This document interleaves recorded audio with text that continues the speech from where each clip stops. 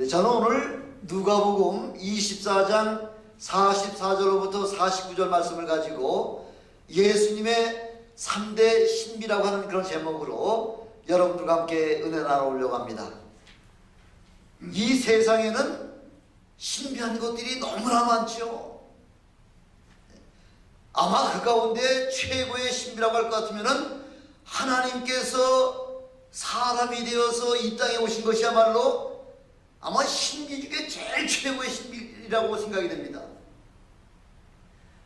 우리의 생애를 가리켜서 시편 기자가 말하기를 한 경점에 불과하다 이렇게 말씀하고 있죠.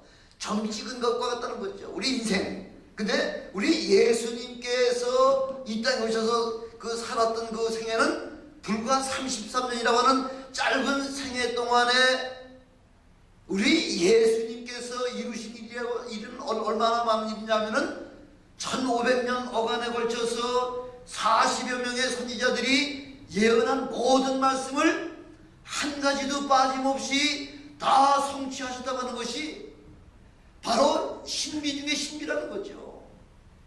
어떻게 그 많은 그 예언의 말씀을 한 가지도 빠짐없이 다 그렇게 성취할 수가 있겠냐는 거죠.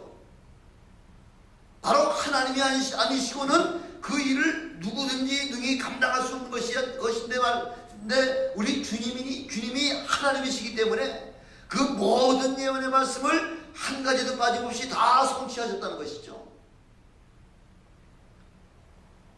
예수님이 부활하시고 지금 제자들 앞에서 하신 말씀이 뭐예요? 오늘 봉독한 44절 말씀 보니까 44절 니콜 44절 보니까 뭐라고 지금 기록되어 있냐면은 또 이르시되 내가 너희와 함께 있을 때에 너희에게 말한 바 곧 모세의 율법과 선지자의 글과 시편에 나를 가리켜 기록된 모든 것이 이루어져야 하리라 한 말이 이것이라 하시고.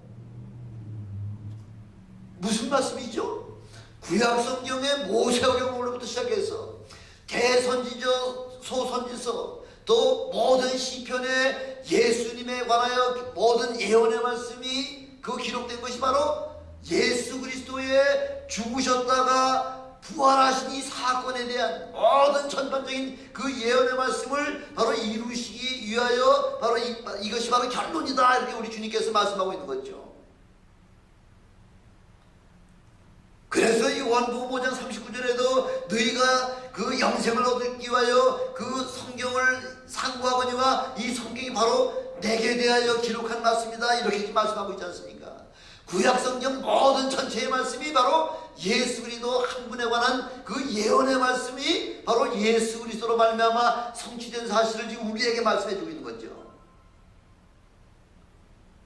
예수님의 생애 중 그 짧은 공생애 33년의 생애 가운데 공생애는 불과 3년 반밖에 되지 않습니다. 3년 반밖에 되지 않지 않습니까? 바로 이 짧은 시간 이내에 모든 예언의 말씀을 다 성취하셨다고 하는 사실이 바로 이게 신비라는 거죠. 이게 기적이라는 거죠. 이것은 세상의 의학이나 세상의 과학이나 어떤 학문으로도 설명이 되지 아니하는 아주 신비 중의 신비라는 것이죠.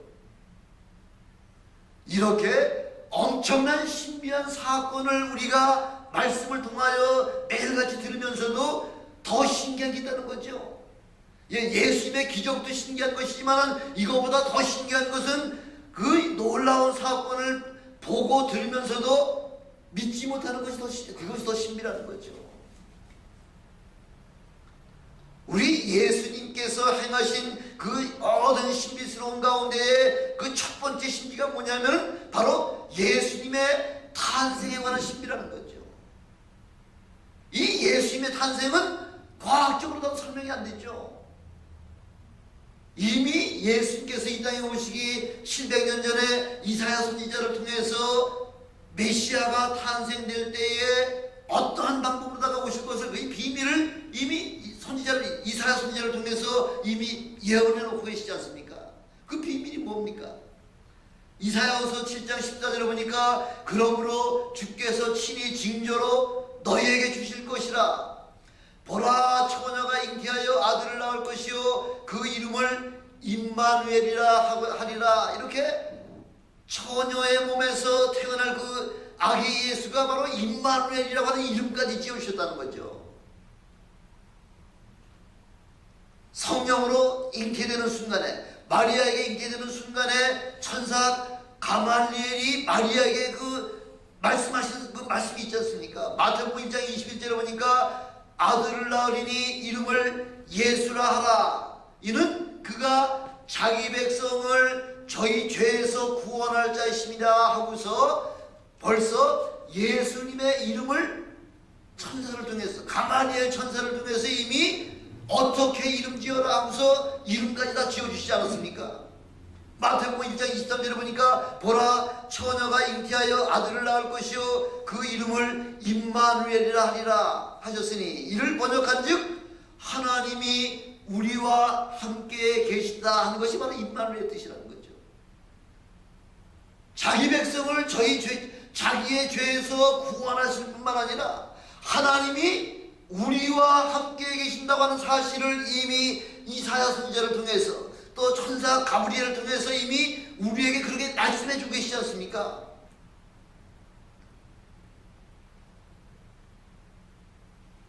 왜 굳이 예수님께서 동정녀 마리아에게서 태어나셔야 되느냐는 거죠. 요한복음 1장 13절에서는 아주 예수님께서 동정녀로 태어나셔야 될 그 이유에 대해서 자세하게 말씀해 주고 계시죠. 육정으로나 혈통으로가 아니라 성령으로 나셔야 하기 때문에 그가 동정녀 마리아에게 잉태되어서 나실 수밖에 없다는 것이죠. 왜 그래야지만 우리의 죄를 대신할 수가 있기 때문에 정결한 처녀 마리아를 하나님께서 선택하신 바로 이유가 거기에 있다는 거죠. 왜 하필이면 요셉과 정혼한 그 처녀 마리아를 선택하셨을까요? 마리아는 한 번도 남자를 경험해 본 적이 없다는 거죠. 남자를 알지 못하는 아주 가장 순결한 그 수처녀 동료 마리아를 선택하셔서, 바로 그 마리아를 선택하신 이유는 마리아의 그 품성과 그 마리아의 신앙과 그 마리아의 인격이야말로 모든 여인 중에 가장 위대한 여인이기 때문에 우리 하나님께서는 동정녀 마리아를 선택하셨다는 거죠. 여러분, 예수님 당시에 약혼한 여자가 임신이 됐다. 이거는 돌에 맞아 죽을 사건이죠. 아니면은 불에 태워서 화형당해서 죽어야 될 만한 그런 엄청난 죄가 바로 정혼한 여인이 남의 아이를 임신한 그 사건이 바로 그런 사건이라는 거죠. 그럼에도 불구하고 가브리엘 천사가 마리아에게 와서 지극히 거룩한 자가 너와 함께 임하실 것이다 이야기할 때에 마리아가 고백한 고백이 뭡니까? 나는 사내를 알지 못하는데 어찌 그런 일이 일어날 수가 있겠습니까? 할 때에 지극히 거룩하신 분이, 지극히 거룩하신 하나님께서 행하시면 능치 못할 일이 없다고 하시면서 성령으로 그 마리아에게 잉태케 하신, 바로 그 마리아에게 잉태케 하셨을 때에 마리아의 고백이 뭐죠? 마리아는 주의 계집종이오니, 하나님의 계집종이오니 말씀대로 내게 임하시기를 원합니다. 이렇게 고백하고 있지 않습니까? 엄청난 죽음의 위험을 마리아는 대담하게 담당했다는 거죠. 왜? 바로 그 명령의 말씀은 하나님께서 주신 말씀이기 때문에 세상의 여러 가지 세상의 법에 전부 순종하지 않냐고 오직 하나님의 말씀에만 순종하는 그런 마리아와 같은 그런 순수한 믿음이 되시기를 주님의 이름으로 축원합니다. 저는 여러분들이 다 순수한 그런 마리아의 믿음과 같은 이런 믿음을 가지시기를 다시 한번 주님의 이름으로 부탁을 드립니다. 마리아가 잉태가 되고 난 다음에 제일 먼저 걱정해야 될 일이 있지 않습니까? 누구에게 왜 걱정을 해야 돼요? 자기에게는 이미 정혼한 남편 요셉이라고 하는 사람이 있지 않습니까?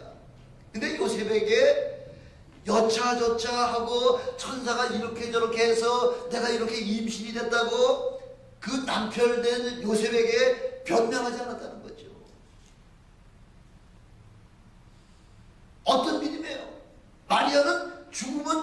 하는 그 믿음 가지고서 그렇게 성령으로 말미암아 하나님의 그 아들 예수 그리스도를 잉태하게 됐다는 거죠. 마리아의 그 인격과 그 심성과 그 믿음이 어디에서 아주 결정적인 그 사건이 어디에서 나타나는, 그 마리아의 그 믿음이 어디에서, 아주 결정적인 믿음이 어디서 나타나나요? 제일 중요한 자리가 지금 예수님께서 하나님의 아들이라고 하는 그 고백 때문에, 예수 그리스도가 하나님의 아들이라는 것 때문에 지금 십자가에 지금 달려 지금부터 죽어가고 계시잖아요. 온몸에는 핏속이가 돼가지고서 피가 이제 뚝뚝 떨어지는 바로 그 십자가 밑에 지금 누가 지금 와 있는 거예요? 마리아가 지금 와 있잖아요. 하나님의 아들이라고 하는 사실 때문에 지금 십자가에 죽어가는 그 예수를 바라보면서 마리아에게는 회심할 그 사건이 없다는 거죠.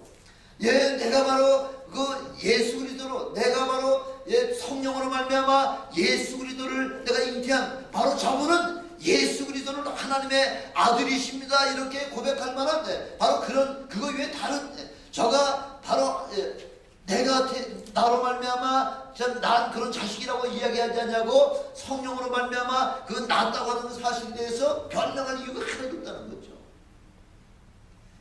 우리는 십자가에 죽으시는 예수 그리스도를 바라보면서 마리아의 그 잉태된 그 예수 그리스도는 참 하나님의 아들이라고 하는 사실이 믿어지시는 여러분 되시기를 주님으로 축원합니다. 네. 그래서 예수님이 메시아가 되시면 바로 우리와의 본질이 다르다는 거죠. 그 예수 그리스도가 우리와 또 동일한 그런 방법으로, 그런 육정으로나 혈통으로 오셨다고 할 것 같으면 그 예수는 우리의 메시아가 되지 못하죠. 바로 예수는 동정녀 마리아로 말미암아 성령으로 잉태돼서 이 땅에 오셔야지만 비로소 저와 여러분의 모든 죄의 문제가 해결된다고 하는 이 놀라운 신비를 가지고 이 땅에 태어나셨다는 것입니다. 그래서 요한복음 1장 14절에 보니까 예수님은 말씀이 육신이 되어 우리 가운데 거하셨으니 우리가 그 영광을 보니 아버지의 독생자의 영광이요 은혜와 진리가 충만하더라. 모든 사람이 예수님의 그 모습만 바라봐도 진리와 은혜가 충만한 모습을 체험하는, 여러분 말씀을 통하여 예수 그리스도의 은혜와 진리를 체험하시는 여러분 되시길 다시 한번 주님으로 축원합니다. 예수님은 이 땅에 처녀에게 태어나신 유일무이하신 분이라는 거죠. 이 땅에 수십억이, 그동안 수백억의 그 어린아이가 태어났지만은 처녀에게서 난 유일무이하게 태어나신 분은 오직 예수 그리스도 한 분밖에 없으시다는 거죠. 이 세상에 미혼모들은 참 많죠. 결혼하고 왜 아이를 낳는 그 처녀 미혼모들은 너무나 많죠. 그렇다고 동정녀가 그 아이를 낳는 것은 아니지 않습니까? 오직 예수 그리스도만이 동정녀에게서 탄생하신 바로 참 그리스도라는 거죠. 근데 캐톨릭에서는 그 마리아를 동정녀에게서 나시게 하셨다고 하는 그 사실, 동정녀에다가 모든 포커스를 맞추다 보니까 성경에도 없는 말씀을 막 만들어 가지고서 마리아는 동정녀로 계시다가 마침내 동정녀로 승천하셨다, 그렇게 공예회에서 그 1962년부터 65년 사이에 제2차 바티칸 공의회에서 그렇게 결정을 했다는 거죠. 아니 성경을 아주 정면으로 부인하는 거죠. 성경에 보니까 마가복음 6장 3절에 보니까 마리아에게서는 야고보가 나오고요. 예수님 다음에 예수님은 동정녀에서 태어나셨지만 그 다음에는 요셉과 마리아의 사이를 통해서 지금 누가 나냐면 야고보가 나고요, 요셉이 나고요, 유다가 나고요, 시몬이 나고요. 그 누이들 하니까 누이들 둘만 잡아도 6명이 예수님 이후 동생들이 요셉과 마리아의 사이에서 태어났고요. 마태복음 13장 54절에서 56절에서도 예수님께서 고향인 그 나사렛에 가셔서 거기서 회당에서 사람들에게 하나님의 말씀을 선포하는데, 그 예수님께서 선포하시는 그 하나님의 그 지혜와 그 은혜가 얼마나 대단한지 동네 사람들이 예수님의 백그라운드를 알잖아요. 왜? 예수님이 어려서부터 예수님의 동생들과 그 예수님의 그 모친 마리아로부터 그 가정, 요셉의 가정을, 아니 한 동네에서 요셉의 가정을 모르는 사람이 어디 있겠습니까? 예, 그 동네에 우리 예수님께서 나사렛 동네에 가셔서 하나님의 말씀을 선포하실 때에 누가 놀랐느냐면 동네 사람이 놀랐다는 거죠. 와, 이 지혜와 이런 능력이 어디에서 저 사람에게 나느냐는 거죠. 저 사람을 우리가 알기는 공부한 사람이 못한 사람이에요. 예수님은 이 땅에 오셔서 공부했다고 하는 기록이 성경에서 한 대 찾아볼 수가 없어요. 예, 공부도 하시지 아니하신 분이 어떻게 그 하나님의 놀라운 비밀과 하나님의 놀라우신 그 능력을 나타낼 수가 있겠냐는 거죠. 그러면서 하는 얘기가 뭐냐면은, 이는 그 목수의 아들이 아니냐, 이렇게 얘기해요. 그 목수의 아들이 아니냐고 그렇게 얘기하는 거죠. 그 모친은 마리아, 그 형제들은 야고보, 요셉, 시몬, 유다라 하지 않느냐. 그리고 56절에 보니까 그 너희들은 지금 다 우리와 함께 있지 아니하냐 하고서 동네 사람이 예수님에 대하여 이렇게 증거하는 거죠. 여러분, 옛날 여러분 다 뭐 어려서부터 동네에서 자라났던 그 어린 그 차일드 후드가 다 있을 겁니다. 여러분들의 가정의 그 모든 가족 사람들은 여러분 동네 사람보다 더 잘하는 사람 없죠.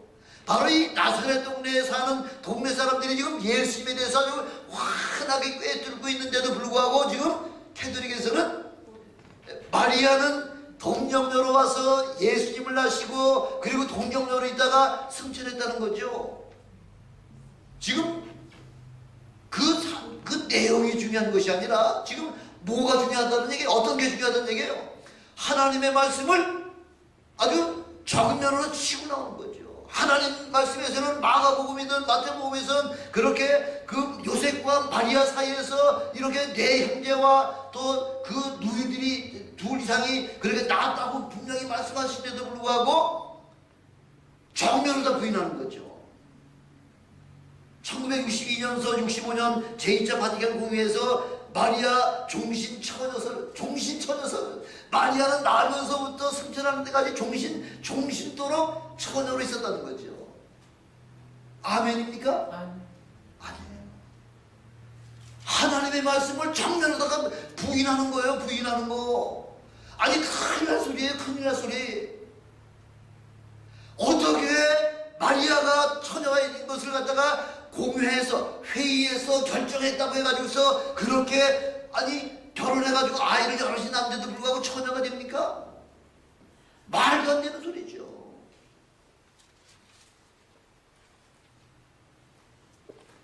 이 엄청난 중요한 사실을 아무런 거리낌 없이 1962년도니까 69년도까지니까 뭐 지금 한 거의 50년 됐죠? 거의 50년 됐죠? 예.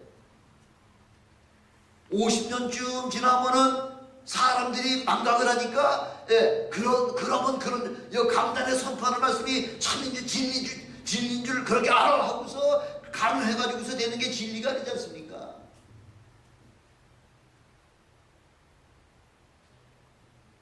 예수님을 통해서 예수님은 또 동정녀 마리아에게 낳게 하신 것이 바로 하나님의 계획이요 하나님의 신비라는 것이죠.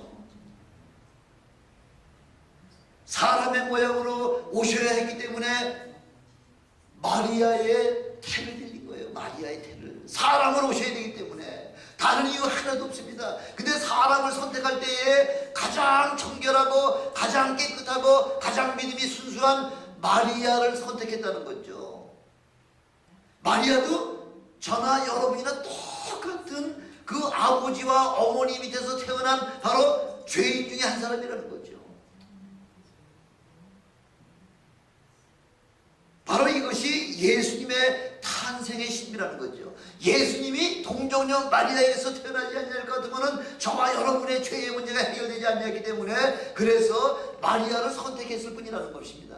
바로 이런 사실, 예수의 탄생의 비밀을 통하여 여러분들의 신앙이 더 확고한 신앙이 되시기를 주님으로 축원합니다. 여러분의 모든 죄악의 문제가 다 깨끗하게 해결되신 줄 믿으시기를 주님으로 축원합니다. 두 번째 신비가 뭐냐면 예수님께서 십자가 위에서 죽으심이 바로 두 번째 신비라는 거죠. 하나님이 육체로 오심도 신비하지만은 예수님의 두 번째 신비는 십자가 위에서 가장 저주스러운 그런 죽음을 죽으셨다고 하는 것이 바로 인류 역사의 특종이죠. 특종기사죠. 특종기사. 신비가 아닐 수가 없죠. 엄청난 거죠. 그래서 빌립보서 2장 8절에도 보니까 사람의 모양으로 나타나셨음에 자기를 낮추시고 죽기까지 복종하였으니 곧 십자가에 죽으심이라.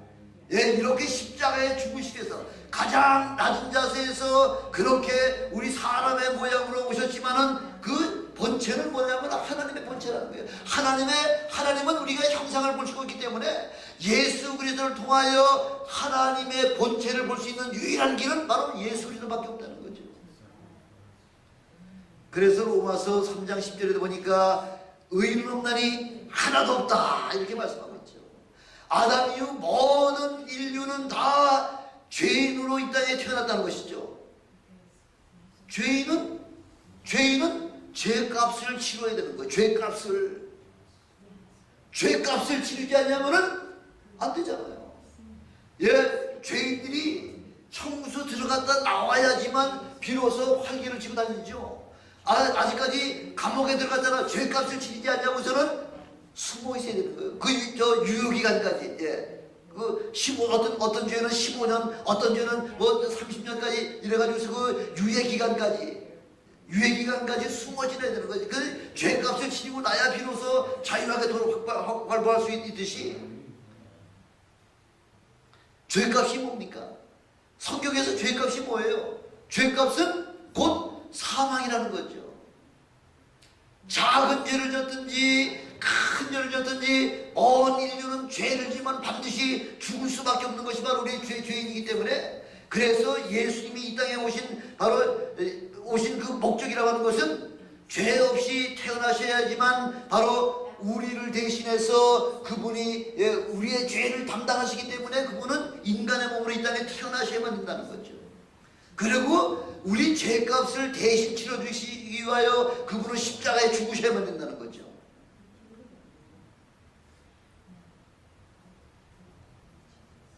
우리 예수님은 온 이 인류상에 하나밖에 없으신 바로 의로운 사람이라는 거죠. 의인이라는 거죠.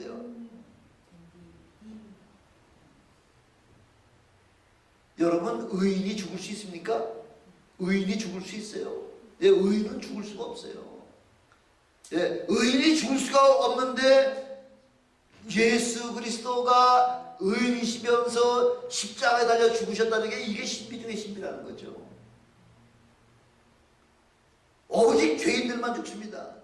또한 우리는 육신이 흙에서 왔기 때문에 흙으로 돌아가야 되는 것이 바로 창세기 3장 19절에 하나님께서 참으로 허락하신 바로 인류의 이치라는 거죠.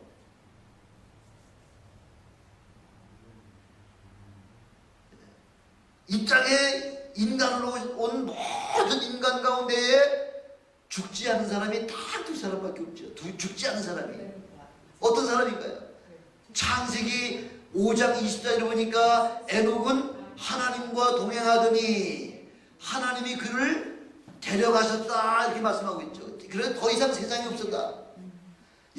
바로 에녹은 하나님과 동행하는 삶을 살다가 300년 동안 하나님과 동행하다가 하나님께서 그냥 죽음을 맛보지 않게 하시고 거저 데리고 올라가신 게 바로 에녹이고요. 두 번째 사람이 어떤 사람이죠? 바로 엘리야잖아요. 열왕기하 2장 11절에 보니까 엘리야를 불수레와 불말들에 태워서 회리바람을 타고 승천하게 하셨다. 그 사건이 인류 가운데에 죽음을 맛보지 않냐고 하늘로 올라간 사람은 오직 에녹과 엘리야 두 사람밖에 없었다는 거죠.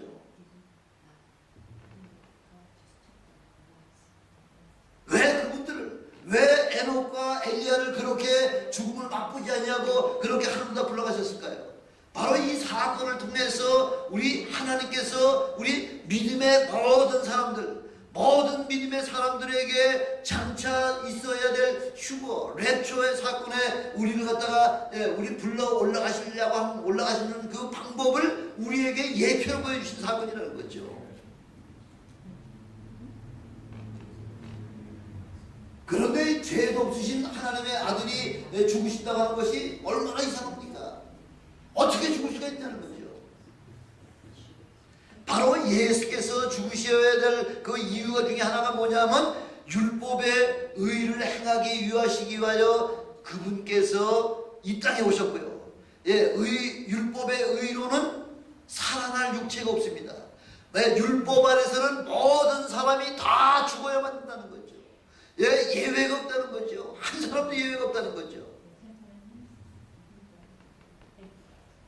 그래서 지금 사람들은 계속 죽어가고 있는데 우리 하나님 쪽에서를 바라보셨을 때 더 이상 인생들을 사망으로 가게 할 수가 없기 때문에, 그래서 사망의 저주에서 사망의 저주를 끊어야 되는데 그 방법이 있지 않습니까? 어떻게 있지만 사망의 길에서 사망을 끊을 수가 있겠습니까?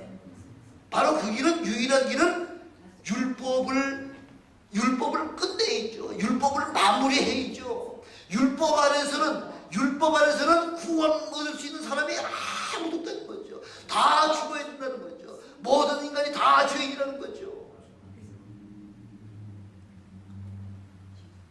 그게 바로 예수님께서 십자가에 죽으심은 율법의 마침이 되게 하려고 하나님께서 그 예수님을 십자가에 죽이셨다는 거죠. 그 예수님의 십자가 사건은 율법의 종립을 찍은 거예요. 율법의 마침표가 됐다는 거죠. 이제는 예수님의 그 은혜 때문에 값없이 거저 구원받을 수 있는 그런 길을 우리에게 마련해 놓으셨다. 지금 그걸 우리에게 말씀하고 있습니다. 그래서 십자가 사건이라는 것, 예수님의 십자가 죽음은 하나님의 사랑의 아주 극치라는 거죠. 극치. 이 세상에 어떠한 사랑이라고 하더라도 예수님의 십자가 죽음보다 그거보다 더 큰 하나님의 사랑은 없다는 거죠. 하나님의 사랑의 극치는 바로 독생자 아들을 십자가에 죽이시는 사건이야말로 온 인류를 위하여서는 가장 위대한 바로 사랑의 최고라는 것, 사랑의 아주 극치라는 거죠.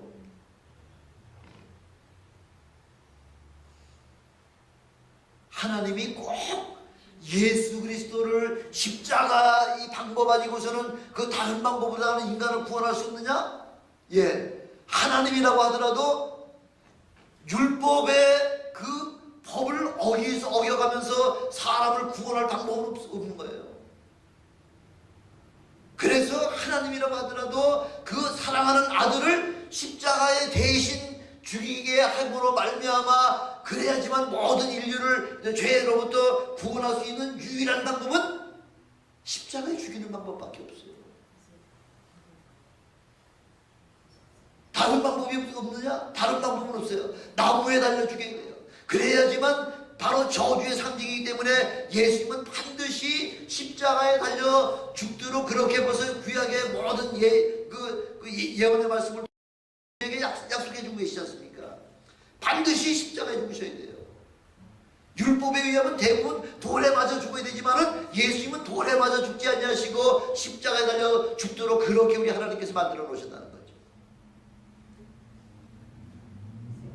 죽긴 죽으셨지만은 예수님이 죄가 없으신 분이기 때문에 죽게 되면 어떻게 되나요? 모든 인간이 죽게 되면 어떻게 되나요? 죽게 되면 어떻게 돼요? 썩게 되는 거죠. 아니 무덤 속에 들어가서 요즘 북한에는 금수산 궁전에 가보니까 가보지는 못했지만 금수산 궁전에는 김일성이하고 김정일이가 아주 썩지 않고 유리관에다 딱 안치해 놨다 그러는데요. 그것도 하나님의 법칙이 어긋나는 거죠. 모든 인간은 반드시 죽어 썩어서 없어져야 되는 거죠. 근데 우리 주님은 우리와 똑같은 육신을 가지고 계시지만은 흙에서 사람이 되신 게 아니라 예수님은 뭐가 되셨다고 말씀하고 있죠? 요한복음에 뭐 어떻게 예수님은 어떻게 육신이 되어서 오셨다래요? 말씀이 육신이 되어 오셨다잖아요. 그러니까 우리하고 본질이 달라요. 우리는 흙에서 나온 우리 흙덩어리지만은 예수님은 말씀이 육신이 되어서 이 땅에 오셨 바로 그분이기 때문에 시편 기자가 뭐라고 얘기하죠? 땅에 썩음을 당치 아니한다 말씀하고 있잖아요. 왜? 그분이 육신이 아니기 때문에, 흙이 아니기 때문에, 흙이 아니기 때문에 썩을 수가 없다는 거죠. 예수님이 십자가 죽으신 사건을 요한복음 11장 50절에 보니까 지금 대제사장 대제사장 가야바가 지금 뭐라고 지금 고백하느냐면요, 한 사람이 죽어서 온 민족이 망하지 않게 되는 것이 너희에게 유익한 줄을 생각지 아니하는도다, 이렇게 이야기하는 거예요. 이렇게 고백하는 거죠. 왜? 바로 구약의 예언의 말씀이 나와 있기 때문에 그 예언의 말씀을 그 대제사장이 지금 예수님을 죽여놓고서도 지금 뭐라고 얘기하냐면 한 사람이 죽어서 온 민족이 다 망하지 아니하도록 그렇게 만드는 것이 바로 하나님의 그 신비라는 거죠. 하나님의 법칙이라는 거죠. 바로 이 예수님의 죽으심에 하나님의 심오한 아주 바로 신비한 그 신비가 그 속에 들어있다는 거죠. 그것이 깨달아질 때, 아, 그렇구나. 예수께서 바로 온 인류를 위해서 십자가에 왜 죽으셨는지 그 이유가 깨달아지게 되면은 바로 여러분들은 구원에 참여하신 자가 되시기를 다시 한번 주님의 이름으로 축원합니다. 세 번째 예수님의 신비 가운데 뭐가 세 번째 신비냐면요, 예수님의 세 번째 신비는 무덤에서 부활하신 사건이라는 거죠. 예수님은 무덤에 머물러 계실 수가 없습니다. 왜? 말씀이 육신이 되어진 분이기 때문에 흙으로 가실 수가 없잖아요. 바로 에베소서 2장 6절에 보니까 예수님은 그 근본이 하나님의 본체라는 거죠. 하나님의 본체가 지금 말씀이 육신이 돼서 우리 가운데 그래 거하시기 때문에 바로 그 육신은 비록 우리와 비슷한 육신의 몸을 가지고 왔지만은 그분은 우리와 똑같은 인간이 아니라 하나님이라는 거죠.